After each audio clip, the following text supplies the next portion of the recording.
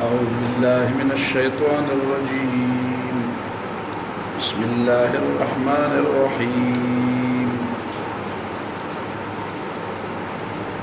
ألم يروا كم أهلكنا من قبلهم من قرن مكناهم في الأرض ما لم نمكن لكم وأرسلنا السماء عليهم مدرارا وجعلنا الأنهار تجري من تحتهم فأهلكناهم بذنوبهم وأنشأنا من بعدهم قرنا آخرين.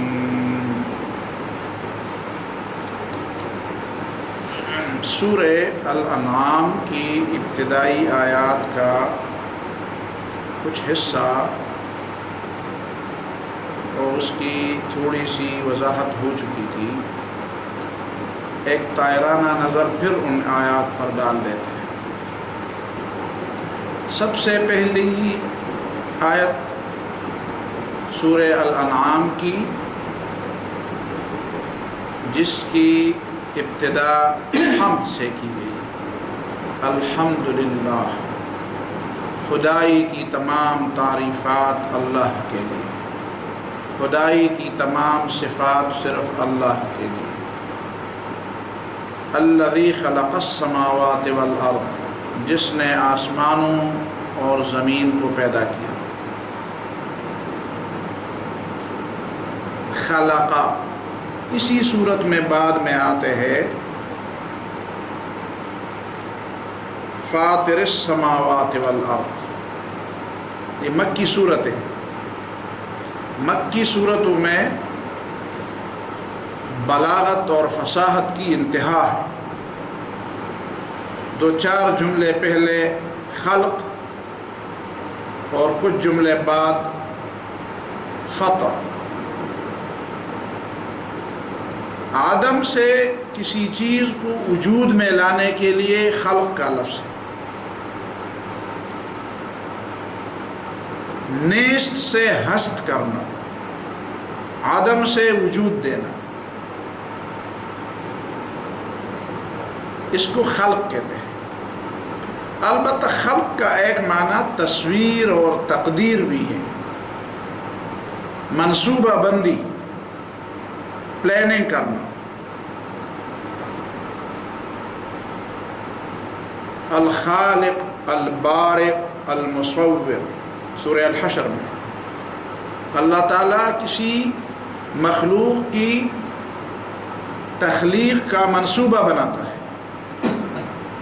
البارئ، پھر اس منصوبے کو عملی شکل دیتا ہے. المصور، اس مخلوق کو ایک ممتاز شکل دے کر اسے وجود میں لاتا ہے. تو خلق کے لیے آدم سے کسی چیز کو وجود دینے کے لیے قرآن مجید کے اندر جو الفاظ ہیں وہ خلق ہے، فطر ہے، برء ہے، برء، البارئ. اور اس کے بعد پھر ذرء ہے. وَجَعَلُوا لِلَّهِ مِمَّا ذَرَأَ مِنَ الْحَرْثِ وَالْأَنْعَامِ نَصِيبًا. سورہ الانعام میں اسی میں مما ذرأ، جو اللہ نے پیدا کی. تو اللہ نے پیدا کی ہے اور لوگوں نے اس میں سے کچھ حصہ اپنے بتوں کے لیے رکھا ہے اور کچھ حصہ اللہ تعالیٰ کا. تو یہ خلق کے مختلف ان 4-5 لفظوں میں گہرا غور اور تدبر کر کے ہمیں خلق کا معنی سمجھ آ جاتا ہے، ورنہ ایسا نہیں سمجھ آتا. یہ جتنے الفاظ آئے ہیں ان سب الفاظ کو اکٹھا کر کے ہمیں اسی طرح خلق ہے، فلق ہے، فطر ہے، ذرء ہے، برء ہے. فالق الحب والنوى قل اعوذ برب الفلق. فلق، خلق، فطر، ذرء، برء، یہ الفاظ ہیں تخلیق کے لیے، اللہ تعالیٰ کی اس کائنات کے اندر منصوبہ بندی کے لیے. خلق السماوات، جو لوگ ان الفاظ کو نہیں سمجھتے وہ تخلیق کے رازوں کو کیا سمجھیں گے؟ وہ کیا سمجھیں گے کہ خالق اللہ تعالیٰ کے بغیر کوئی دوسرا بھی ہے؟ ان کی بات کو کیسے توجہ سے سنا جائے گا؟ یا ان کی بات کیا اس بات یہ وہ لوگ اس کے اہل ہیں کہ ان کی بات کو سنا جائے، جو اس بات کو سمجھتے نہیں ہے کہ اللہ تعالیٰ کہنا کیا چاہتا ہے اور کس قسم کے الفاظ اللہ تعالیٰ نے استعمال کیے ہیں تخلیق کے لیے. اور ایک بندہ اٹھتا ہے کہتا ہے میں تو نہیں جانتا کیسے پیدا ہوا، کیسے کس نے پیدا کیا بھی کہ نہیں پیدا کیا. اسے شرم نہیں آتی کہ وہ اس طرح کی بات کرتا ہے. پہلے تو اللہ تعالیٰ کی بات کو سمجھے. السماوات جعل بھی ہے، وجعل الظلمات والنور. خلق اور جعل میں کیا فرق ہے یہ لوگ نہیں جانتے. وجعل الظلمات والنور، اور روشنی، تاریکیوں اور روشنی کو بنایا، پیدا کیا اور بنایا. ہمارے پاس یہ الفاظ ہیں، پیدا کیا اور بنایا. کیسے بنایا؟ آدم سے وجود دیا. ثم الذین کفروا برب، پھر یہ بات بڑی بعید ہے. کائنات کا پیدا کرنے والا، روشنی اور تاریکیوں کا بنانے والا اللہ ہے، اور اس کے باوجود لوگ جو کافر ہیں بربہم یعدلون، اپنے رب کے ساتھ دوسروں کو برابر کرتے ہیں. یعدلون بربہم، اپنے رب کے ساتھ دوسروں کو برابر مساوی درجہ دیتے ہیں. آپ کہتے ہیں مساوی درجہ تو لوگوں نے نہیں دیا. بس مساوی درجے کا معنی یہی ہے کہ وہ اس کی بات ماننا ضروری سمجھتے ہیں جس طرح اللہ تعالیٰ کی بات ماننا ضروری سمجھتے ہیں. اس سے ایسی دلیل نہیں مانگتے جس طرح اللہ تعالیٰ سے کوئی دلیل نہیں مانگ سکتے. یہی تو معنی ہے برابر. ان کی بات پر اعتراض اس طرح نہیں مانتے جس طرح ایک مومن اللہ تعالیٰ کی بات پر اعتراض کو تسلیم نہیں کرتا. یہ مساوات، یہ بربہم یعدلون، برابر ٹھہراتے ہیں. هو الذی خلقکم من طین، پھر وہی اللہ ہے جس نے آسمان، کائنات، اندھیریاں، تاریکیاں اور روشنی، اور اس کے بعد انسان کی پیدائش کی، اوپر کی سطح سے لے کر نیچے کی سطح تک انسان کی پیدائش. خلقکم من طین، جس نے تمہیں مٹی سے پیدا کیا، کیچڑ سے پیدا کیا. طین وہ مٹی جس میں پانی ملا ہوا. ثم قضى اجلا، پھر اللہ تعالیٰ نے ایک وقت مقرر کیا ہے فرد کی موت کے لیے اور لوگوں کے اجتماعی موت کے لیے بھی. اور یہ دونوں اس کو اجل کہتے ہیں. اجل ایک وقت مقرر. هو الذی خلقکم من طین ثم قضى اجلا، اللہ وہ ہے جس نے تمہیں مٹی سے پیدا کیا اور پھر تمہاری موت کے لیے ایک وقت مقرر کیا. جو لوگ باس بعد الموت پر اعتراض کرتے تھے ان کو کہا جاتا ہے کہ تمہیں تو مٹی سے پیدا کیا گیا ہے، وہ مٹی جس میں تم زندگی نہیں تلاش کر سکتے، اسی سے اللہ تعالیٰ نے انسان کو پیدا کیا جس میں گروتھ ہے، جس میں نشو و نما رکھی، جو بڑھتی ہے. وَأَجَلٌ مُّسَمًّى عِندَهُ، اور ایک اور مدت، اختتام کی مدت. اجل اختتام کی مدت کو کہتے ہیں، کسی چیز کی نہایت کی مدت، کسی چیز کی انتہا کی مدت.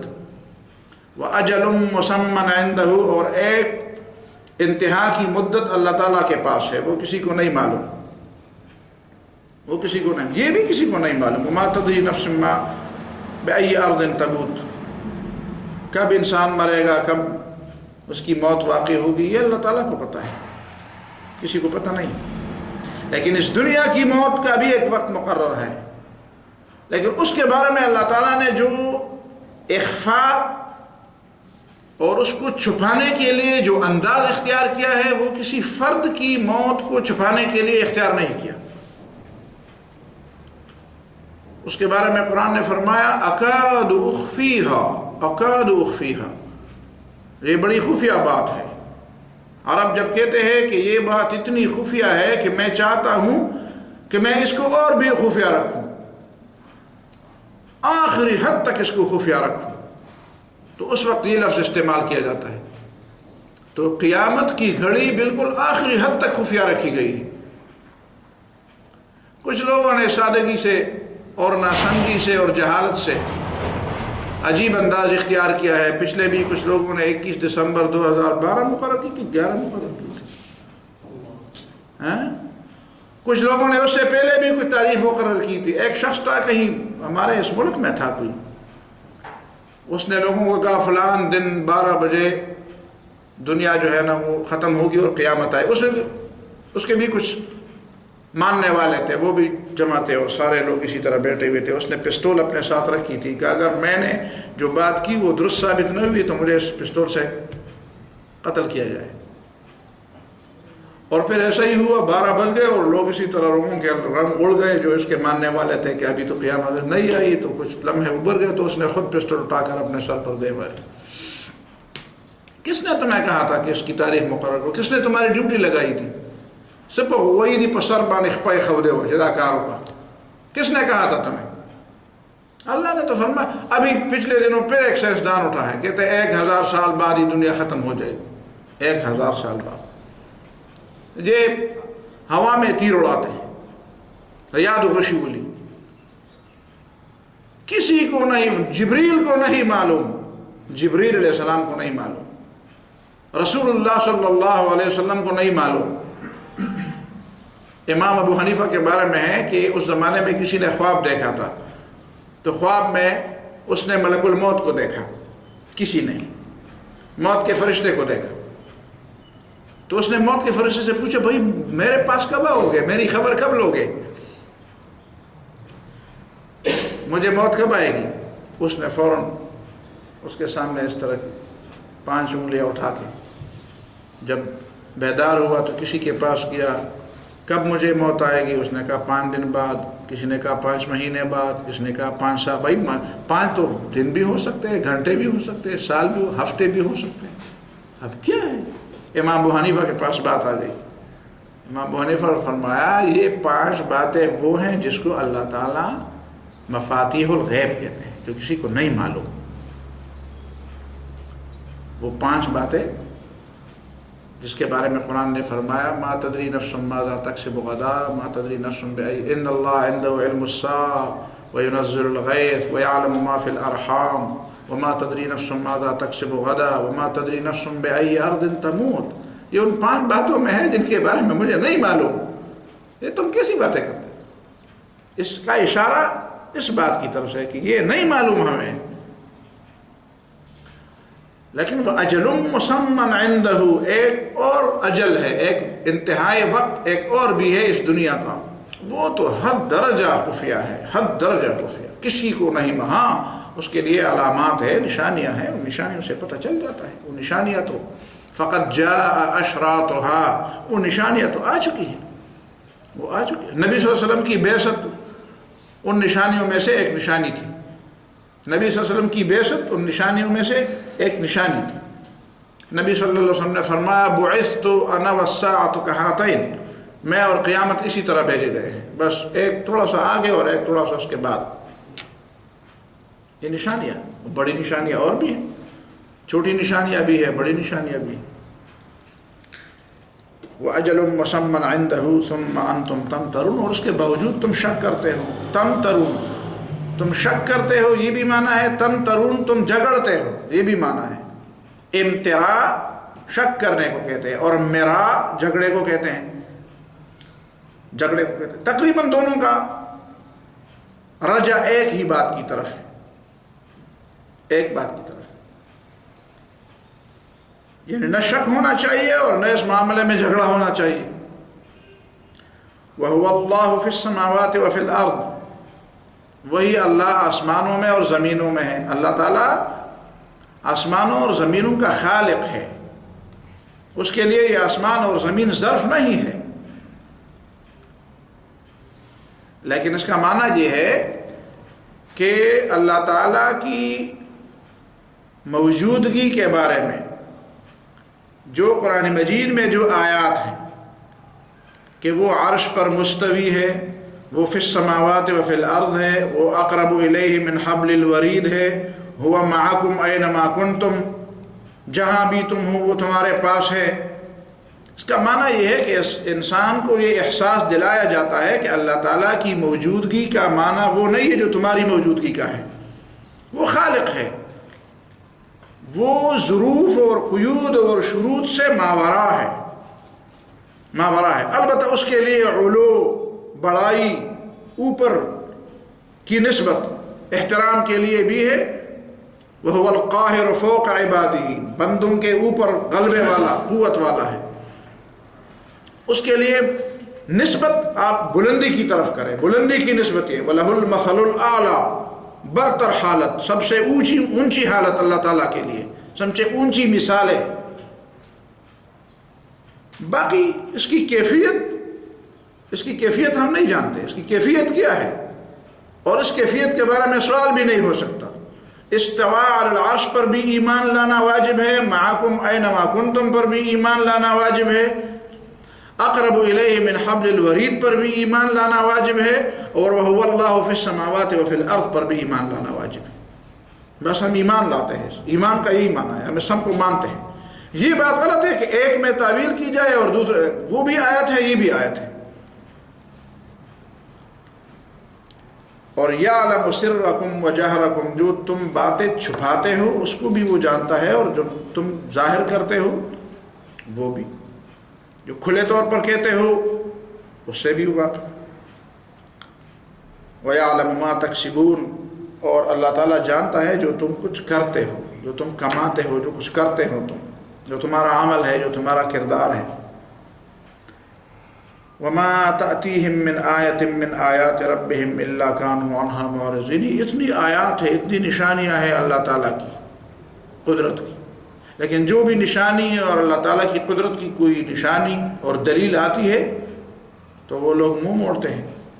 اس کا مطلب یہ ہے کہ وہ نہ ماننے کے لیے بہانے تلاش کرتے ہیں، اور اس کی مزید آگے تفصیل آئے گی۔ نہ ماننے کے لیے بہانے تلاش کرتے ہیں۔ جو لوگ ماننے کے لیے دلیل کی تلاش میں ہوتے ہیں وہ سمجھ جاتے ہیں، لیکن جو لوگ نہ ماننے کے لیے بہانوں کی تلاش میں ہوتے ہیں وہ آخر تک نہیں سمجھتے۔ بہانہ تو کوئی نہ کوئی ہو جاتا ہے، اور اس کی مثال بھی آگے آ رہی ہے۔ فَقَدْ كَذَّبُوا بِالْحَقِّ لَمَّا جَاءَهُمْ، اب تو انہوں نے تکذیب کی حق کی جب حق ان کے پاس آیا، حق کو جھٹلایا۔ فَسَوْفَ يَأْتِيهِمْ أَنْبَاءُ مَا كَانُوا بِهِ يَسْتَهْزِئُونَ، تو یقیناً ان کے پاس آئے گی خبر ان باتوں کی جس کا یہ مذاق اڑاتے تھے۔ خبر آنے کا معنی یہ ہے کہ ایک کام ہو جائے پھر اس کی خبر آ جائے گی، کوئی عمل ہو جائے، محکی عنہ ہو، موجود ہو جائے تو حکایت ہو جاتی ہے، کوئی بات ہو جائے، کوئی کام ہو جاتا ہے تو اس کی خبر آ جاتی ہے۔ خبر تب ایکسیڈنٹ ہوا، حادثہ ہوا تو حادثہ ہوا تو حادثے کی خبر آئی۔ اس کا مطلب یہ ہے کہ جو بات قرآن بتا رہا ہے وہ ہو کے رہے گا، وہ بات ہو کے رہے گی، اور پھر اس کی خبریں آئیں گی، خبریں پتہ چلے گا، خبر ہونے والے جن لوگوں کو خبر پہنچے گی وہ ان کو پتہ چلے گا کہ ایسا ہو گیا۔ یعنی جو خبریں اللہ تعالیٰ نے پہلے سے ان کے بارے میں بیان کیا ہے وہ یقیناً ہو کے رہیں گے، اس کے آنے میں کوئی شک نہیں۔ جس طرح کسی خبر کے واقع ہونے کے بعد اس کے خبر ہونے میں شک نہیں، جب بات ہو جاتی ہے تو اس کی خبر آ جاتی ہے، اس میں کوئی شک نہیں۔ اسی طرح اللہ تعالیٰ نے جو بات، یعنی گویا کہ اللہ تعالیٰ مستقبل کے بارے میں جو کچھ بتانا چاہتا ہے اس کی مثال ہمیں ماضی کے بارے میں بتاتا ہے کہ جب ایک کام ہو جاتا ہے تو اس کی خبر آنے میں کوئی شک نہیں کرتا کہ بھئی کام ہو گیا ہے۔ خبر تو اس کو کہتے ہیں کہ کسی کام کے ہونے کے بارے میں بتایا جائے، اس کی حکایت کی جائے۔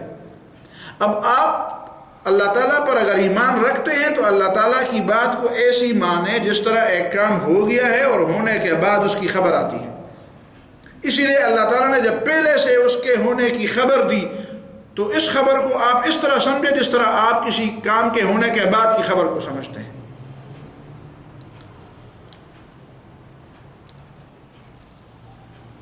أَلَمْ يَرَوْا كَمْ أَهْلَكْنَا مِنْ قَبْلِهِمْ مِنْ قَرْنٍ مَكَّنَّاهُمْ فِي الْأَرْضِ، کیا یہ نہیں دیکھتے؟ کم اہلکنا من قبلہم من قرن، کہ کتنی نسلیں ہم نے پہلے تباہ کی ہیں۔ قرن نسل کو کہتے ہیں، ضروری نہیں ہے کہ اس میں 100 سال گزر جائے۔ قرن نسل کو قرن کہتے اسی لیے ہے کہ 2 نسلوں بلکہ ہو سکتا ہے کہ 3 نسلوں کے لوگ ایک دوسرے کے ساتھ ملے جلے رہتے ہوں۔ قرن کا معنی ہے ملا جلا ہونا، ایک دوسرے کے ساتھ ملنا۔ قرین ساتھی کو کہتے ہیں، فبئس القرین فہو لہ قرین، ومن یعش عن ذکر الرحمن نقید لہ شیطانا فہو لہ قرین۔ قرین ملگرے، ملگرے مرگرے، مرگ تک ساتھ دینے والا، مل دے سوکھ دے، مل ساتھی، ملا ہوا، ملنا، مل پشتوں میں بھی کہتے ہیں مل، اردو میں ملنا، ملانا، تو قرین اسی کو کہتے ہیں۔ تو قرن کا معنی ہے صدی، نسلیں۔ تو نسل کو صدی اس نے کہ اس طرح تو نہیں ہوتا کہ ایک نسل بالکل ختم ہو جاتی ہے اور پھر ایک نئی نسل شروع ہو جاتی ہے، اس کے درمیان ایک لکیر ہوتی ہے، اس طرح لکیر تو نہیں ہوتی۔ نسلیں ختم ہوتی جاتی ہیں اور نسلیں آتی بھی ہیں، اور یہ نسلیں ایک دوسرے کے ساتھ ملی ہوئی ہوتی ہیں۔ دادا بھی زندہ ہوتا ہے، باپ بھی زندہ ہوتا ہے، نوا پوتا بھی زندہ ہوتا ہے۔ تو یہ تینوں نسلیں ہیں، اور تینوں نسلیں ایک ہی وقت میں ہوتی ہیں، اسی لیے اس کو قرن کہتے ہیں۔ لیکن ہم اس کا ترجمہ نسل کرتے ہیں، پیڑائی، نسلنا۔ مکناہم فی الارض، جن کو ہم نے زمین میں قوت دی تھی، جن کو ہم نے زمین میں قوت دی تھی، طاقت دی تھی، ان کی جڑیں تھیں، ان کے علاقے تھے، ان کی زمینیں تھیں، ان کے کاروبار تھے، ان کا اعتبار تھا، ان کی بات مانی جاتی تھی، وہ لوگ ان کی قوت کو سمجھتے تھے، جانتے تھے کہ یہ قوت والے لوگ ہیں، فیصلے کرتے تھے، اہل حل و عقد تھے، باندھنے والے اور کھولنے والے تھے۔ وَجَعَلْنَا الْأَنْهَارَ تَجْرِي مِن تَحْتِهِمْ، اور ہم نے ان کے نیچے نہریں بہا دی تھی، ان کے باغات تھے، ان کی زراعت کا نظام تھا۔ فَأَهْلَكْنَاهُمْ بِذُنُوبِهِمْ، لیکن ان کے گناہوں کی وجہ سے ہم نے ان کو برباد کر دیا۔ گناہ کا کفارہ مادی قوت نہیں بن سکتی۔ مادی قوت گناہ سے اور گناہ کے نتیجے سے کسی کو نہیں بچا سکتی۔ جب گناہ کی وجہ سے اللہ تعالیٰ کا عذاب آتا ہے تو مادی قوت چاہے جتنی بھی زیادہ ہو، وہ اللہ تعالیٰ کے عذاب سے کسی کو نہیں بچا سکتی۔ لوگ سمجھتے ہیں کہ ہمارے پاس جب خوشحالی آئے گی، جب نہریں بہہ رہی ہوں گی، جب زراعت ترقی کرے گی، جب یہ کچھ ترقی ہوگا، جب یہ ہوگی، جب یہ، تو اس کا مطلب ہے کہ ہمیں خوشحالی کیسے خوشحالی آئے گی؟ عذاب سے بچ جائیں گے، گناہ حلال ہو جائیں گے، قیامت ٹل جائے گی، موت ٹل جائے گی، عذاب ٹل جائیں گے۔ اس سے تو عذاب نہیں ٹلتے، اس سے تو گناہ حلال نہیں ہوتے، اس سے تو قیامت ٹل نہیں سکتی۔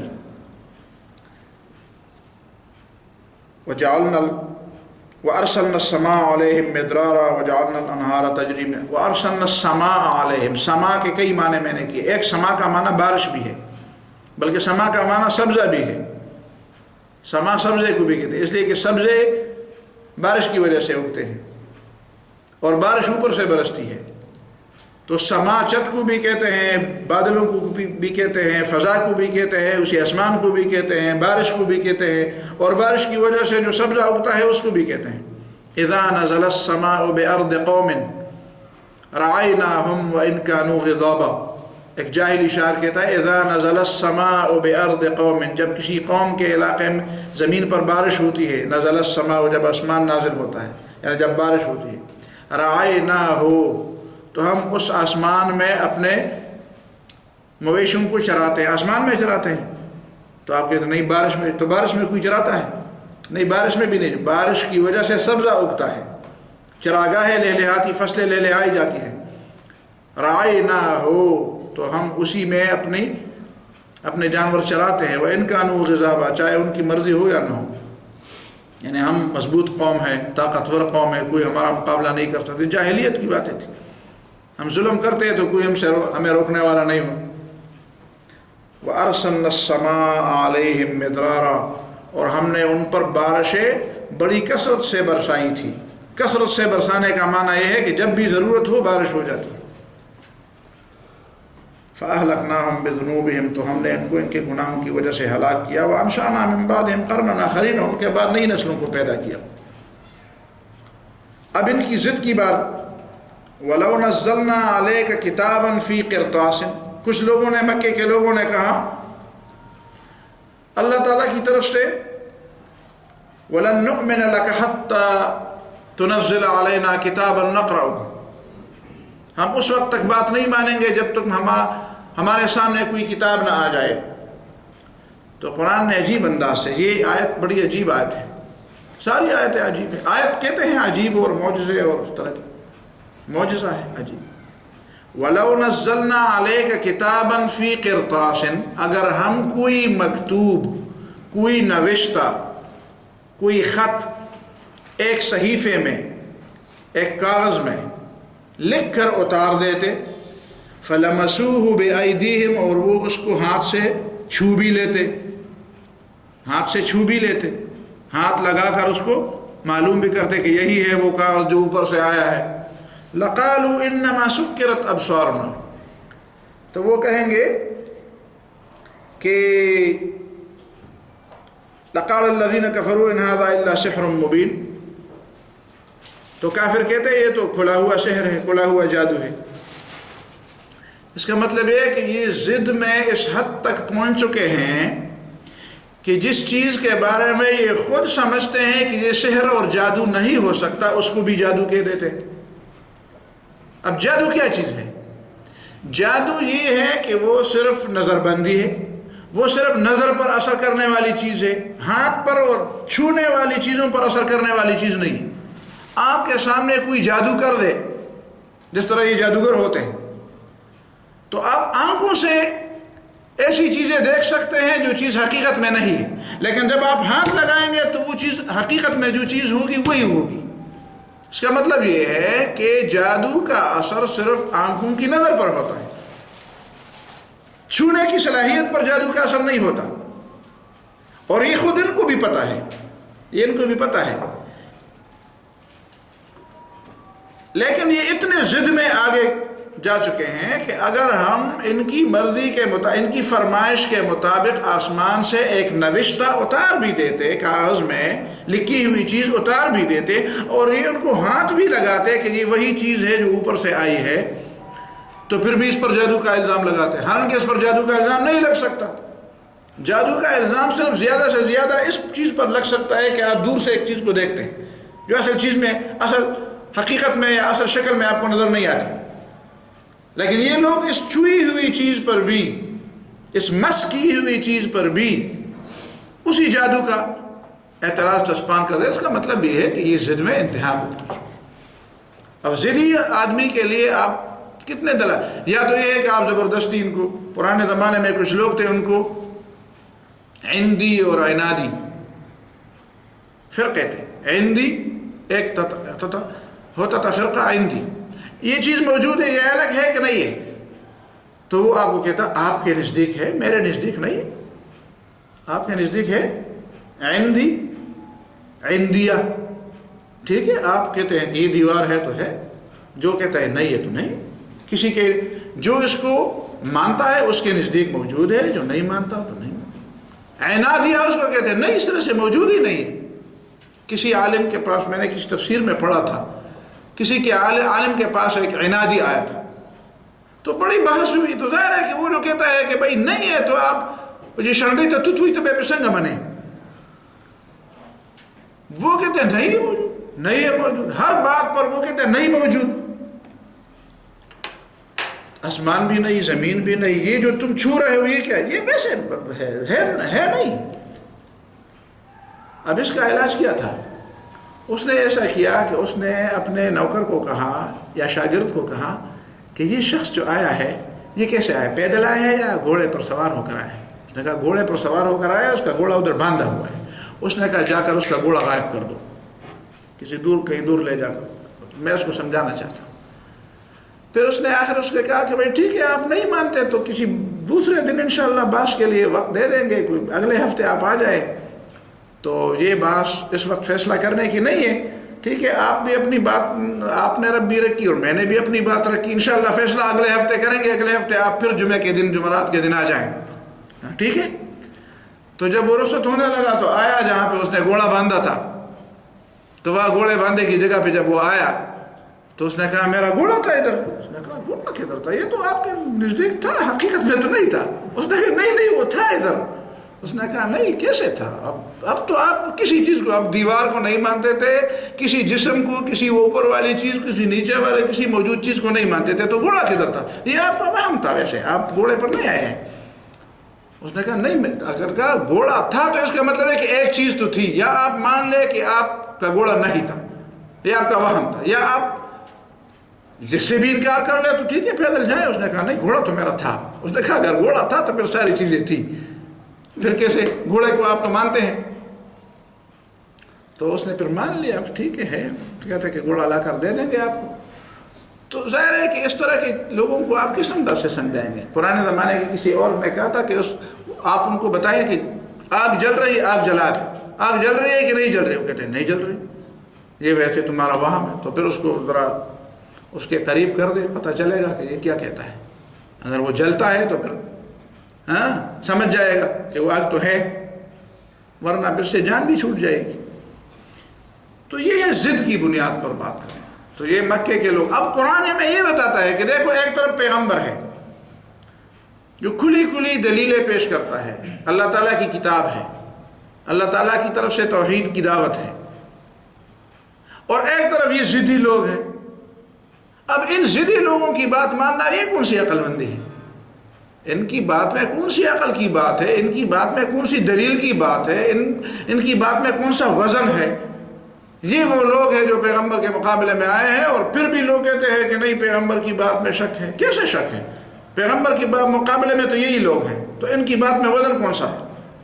ان کی باتوں کو بھی ایک طرف رکھے اور پیغمبر کی بات کو بھی دوسری طرف رکھے، پھر آپ کو پتہ چلے گا کہ کس کی بات میں وزن ہے. وَلَوْ نَزَّلْنَا عَلَيْكَ كِتَابًا فِي قِرْطَاسٍ فَلَمَسُوهُ بِأَيْدِيهِمْ لَقَالَ الَّذِينَ كَفَرُوا إِنْ هَذَا إِلَّا سِحْرٌ مُبِينٌ. تو کافر یہی اعتراض جوڑ دیتے کہ یہ تو کھلا ہوا جادو ہے. وَقَالُوا لَوْلَا أُنزِلَ عَلَيْهِ مَلَكٌ وَلَوْ أَنزَلْنَا مَلَكًا لَقُضِيَ الْأَمْرُ ثُمَّ لَا يُنظَرُونَ. ایک اعتراض وہ یہ بھی کرتے تھے کہ پیغمبر کو فرشتہ کیوں نہیں بنایا جاتا؟ فرشتہ پیغمبر ہونا چاہیے، انسان کو پیغمبر نہیں ہونا چاہیے.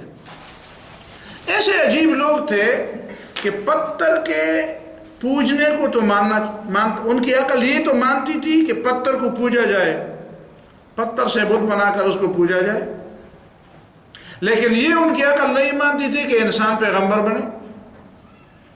اب یہ بھی کوئی عقل کی بات ہے. پھر دوسری جانب ایک انسان کو وہ کبھی اللہ تعالیٰ کی خدائی میں تو شریک ٹھہراتے تھے. یہ جو لات اور منات اور عزا اور حبل اور ود اور سوا اور یغوث اور یعوق اور نصر، یہ جو بتوں کے نام تھے، یہ کون تھے؟ یہ تو وہی انسان تھے. تو ایک طرف تو وہ انسان کو خدا کی خدائی میں شریک ٹھہراتے تھے، اور اس بات کو تو ان کی عقل مانتی تھی. ہمارے ہندوستان کے جو دیوی اور دیویاں ہیں، یہ کیا انسانوں کے نام پہ نہیں ہے؟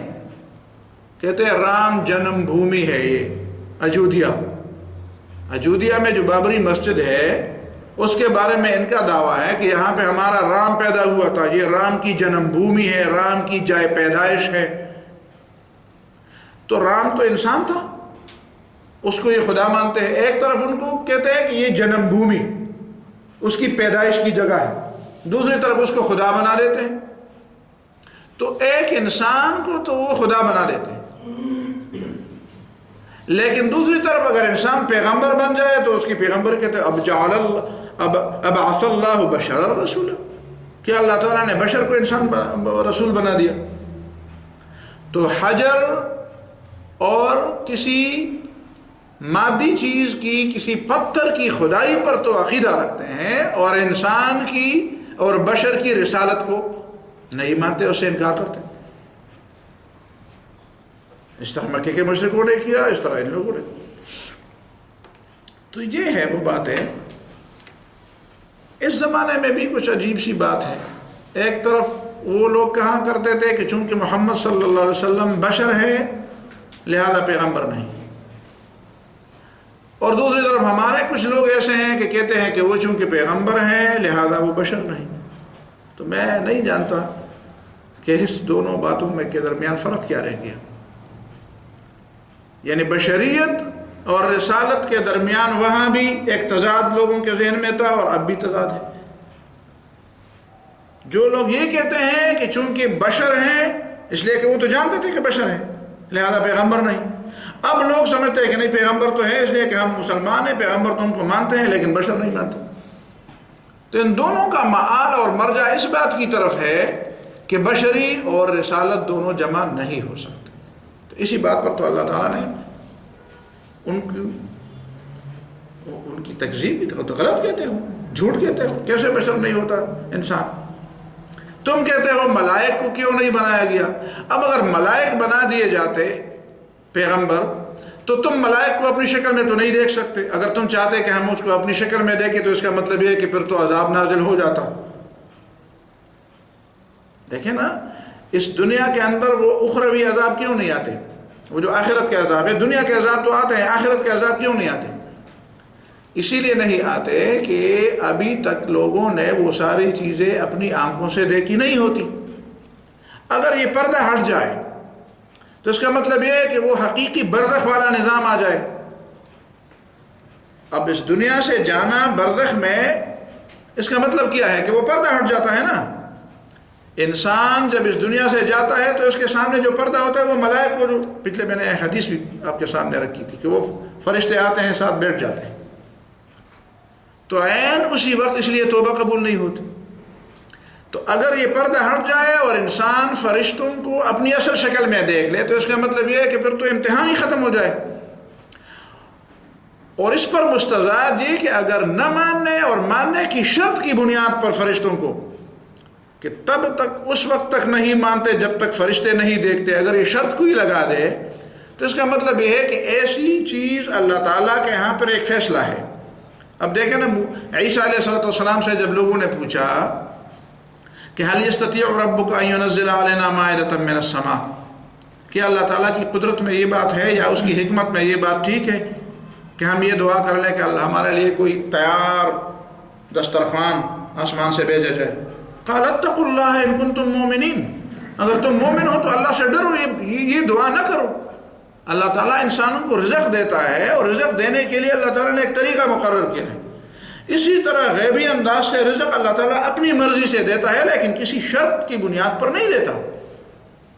اور اگر کسی شرط کی بنیاد پر اور کسی لوگوں کے کہنے کی بنیاد پر اس طرح کی بات مان بھی لے تو پھر اس کا مطلب ہے کہ پھر نہ ماننے والوں پر عذاب. اسی لیے تو فرمایا کہ فَمَن يَكْفُرْ بَعْدُ مِنْكُمْ فَإِنِّي أُعَذِّبُهُ عَذَابًا لَا أُعَذِّبُهُ أَحَدًا مِنَ الْعَالَمِينَ، پھر ایسی سزا دوں گا کہ کسی کو بھی نہیں دی. اسی لیے ایسی فرمائش نہ کرو. تو مطلب یہ ہے کہ اللہ تعالیٰ جب لوگوں کی فرمائش کے مطابق کوئی ایسی چیز دکھا دیتا ہے جو اللہ تعالیٰ کی حکمت میں یا اللہ تعالیٰ کے ارادے میں دکھانے کی نہیں ہوتی، اور لوگوں کے کہنے پر وہ اس کا فیصلہ کر دیتا ہے، اس کا مطلب یہ ہے کہ پھر لوگوں کے لیے عذاب اور سزا کا وقت آ چکا ہے. تو یہ کون سی عقل کی بات ہوئی کہ انسان خود اپنے لیے جو مہلت اللہ تعالیٰ نے اس کے لیے مقرر کی ہے اس مہلت کو خود ختم کرنا چاہے، کہ وہ عذاب اور وہ مہلت جو تمہیں ملی ہے، وہ عذاب سے بچنے کی جو مہلت تمہیں ملی ہے اس مہلت کو تم خود ختم کر دو اپنے ہاتھوں. بھائی مہلت ملی ہوئی ہے تو صبر کر، وہ مہلت سے فائدہ لے لو. اور پھر اللہ تعالیٰ سمجھانے کے لیے دیکھیں کتنا انداز اختیار کرتے ہیں کہ دیکھو انسانوں، تم دنیا میں رہنے والے انسان، تم فرشتے نہ ہو، تمہاری ہدایت کے لیے انسان کو پیغمبر ہونا چاہیے. اگر ہم فرشتے کو پیغمبر بنا کے بھیجتے تو فرشتے کی شکل میں تو ظاہر ہے کہ اس نے نہیں آنا تھا، اس لیے کہ تمہیں سمجھانا تھا. تم کیسے سمجھتے کہ کون بات کر رہا ہے؟ اس لیے اس کو انسان کی شکل دی جاتی. ہماری مجبوری کی وجہ سے نہیں، تمہاری مجبوری کی وجہ سے کہ تم سمجھتے نا. تو تمہاری مجبوری کی وجہ سے اس کو انسان کی شکل میں آنا تھا. تو جب وہ انسان کی شکل میں آتا تو پھر آپ پر پھر وہی اشتباہ پڑ جاتا کہ یہ انسان ہے کہ فرشتہ ہے. اس لیے کہ وہ ہوتا فرشتہ بھی ہوتا تو وہ بھی انسان کی شکل میں ہوتا. تو جو اعتراض آج ہے کہ یہ فرشتہ کیوں نہیں، وہی اعتراض اس وقت بھی ہوتا. تو تم اتنی بات کو بھی نہیں سمجھتے ہو کہ یہ تمہارے سمجھانے کے لیے اللہ تعالیٰ نے انسان کو پیغمبر بنایا ہے، اس لیے کہ تم انسان ہو، اور انسان کو انسان ہی سمجھا سکتا ہے. یہی بات قرآن بتاتا ہے. وَقَالُوا لَوْلَا أُنزِلَ عَلَيْهِ مَلَكٌ، فرشتہ کیوں نازل نہیں ہوتا. وَلَوْ أَنزَلْنَا مَلَكًا لَقُضِيَ الْأَمْرُ، اور جب اگر ہم فرشتہ نازل کرتے تو پھر تو بات کا فیصلہ ہو چکا ہوتا، اس لیے کہ پھر تو عذاب آ چکا ہوتا. ثُمَّ لَا يُنظَرُونَ، اور پھر ان کو مہلت نہ دی جاتی. وَلَوْ جَعَلْنَاهُ رَجُلًا، وَلَوْ جَعَلْنَاهُ، وَلَوْ أَنزَلْنَا مَلَكًا، وَلَوْ جَعَلْنَاهُ مَلَكًا وَلَوْ جَعَلْنَاهُ مَلَكًا لَجَعَلْنَاهُ رَجُلًا، اور اگر ہم اس محمد صلی اللہ علیہ وسلم کو، یعنی اس کی بجائے پیغمبر کو، ملکن فرشتہ بنا کے بھیجتے. وَلَوْ جَعَلْنَاهُ، اگر ہم رسول کو، جس رسول کا تم مطالبہ کرتے ہو اس رسول کو فرشتہ بناتے، یعنی فرشتے کو رسول بھیجتے. لَجَعَلْنَاهُ رَجُلًا، پھر اس کو رجل بناتے، مرد بناتے. دیکھو یہاں پہ رجل لَجَعَلْنَاهُ انسانا نہیں کہا، اس لیے کہ انسان میں مرد اور عورت دونوں شریک ہیں. یہ قرآن کا اپنا اعجاز ہے. لَجَعَلْنَاهُ رَجُلًا، ہم اس کو مرد بناتے. پیغمبر مرد ہی ہوتا ہے. عورت کیوں پیغمبر نہیں ہوتی؟ اس لیے نہیں ہوتی کہ عورت کے ساتھ احسان کیا گیا ہے. وہ اتنے بوجھ کے لیے اللہ تعالیٰ نے پیدا نہیں کیا، یہ بوجھ اس کے اوپر نہیں ڈالا. یہ بہت بڑی ذمہ داری تھی، اس ذمہ داری سے اس کو بری ذمہ قرار دیا. خلافت کی ذمہ داری، پیغمبر کی ذمہ داری کیا ہوتا ہے؟ پیغمبر خلیفہ ہوتا ہے، پیغمبر امام ہوتا ہے، پیغمبر قائد ہوتا ہے. ہاں، وہ ہر میدان میں امامت کرتا ہے. تو امامت کے لیے تو بہت بڑی سختیاں اور بڑی تکلیفیں اور بڑی مشقتیں جھیلنی پڑتی ہیں. ان مشقتوں سے اللہ تعالیٰ نے ان کو مستثنا کیا، وہ بڑی ذمہ داری ان کے اوپر نہیں ڈالی. یہ تو نہیں تھا کہ ان کا کوئی حق مارا گیا. کچھ لوگ اس بات کو اس انداز سے پیش کرتے ہیں جس طرح پیغمبر بننا عورتوں کا کوئی حق تھا اور ان کا کوئی حق مارا گیا ہے. امامت کرنا ان کا کوئی حق تھا اور وہ مارا گیا ہے. حق نہیں مارا گیا، ذمہ داری کم کی گئی ہے، بوجھ کم کیا گیا ہے. اور جب بوجھ کم ہے تو ظاہر ہے پاسپورس بھی کم ہوگی. وَلَوْ جَعَلْنَاهُ مَلَكًا، اگر ہم اس کو، جس کو تم سمجھتے ہو کہ وہ رسول ہمارے پاس کیوں نہیں آیا جو فرشتہ ہو، اگر ہم فرشتے کو رسول بنا کے بھیجتے لَجَعَلْنَاهُ رَجُلًا، تو پھر اس کو مرد بناتے. وَلَلْبَسْنَا عَلَيْهِمْ مَا يَلْبِسُونَ، اور پھر ان لوگوں پر وہ اشتباہ ڈالتے جو ابھی ان پر وہ اشتباہ ڈالا گیا ہے. ظاہر ہے کہ پھر انسان کی شکل میں اس کو دیکھتے تو پھر سمجھتے کہ یہ انسان ہے کہ فرشتہ ہے. وہ بات پھر بھی ہوتی. اس کا مطلب یہ ہے کہ اس کو سمجھنا چاہیے کہ انسان کو آپ کے لیے کیوں پیغمبر بنا کے بھیجا گیا، اس لیے کہ تم انسان ہو اور انسان کو انسان ہی سمجھا سکتا ہے. یہ ہے وہ باتیں جو ان آیات میں بیان کی گئی تھی. باقی باتیں انشاءاللہ بعد میں. وآخر دعوانا ربنا آتنا فی الدنیا حسنہ وفی الآخرۃ حسنہ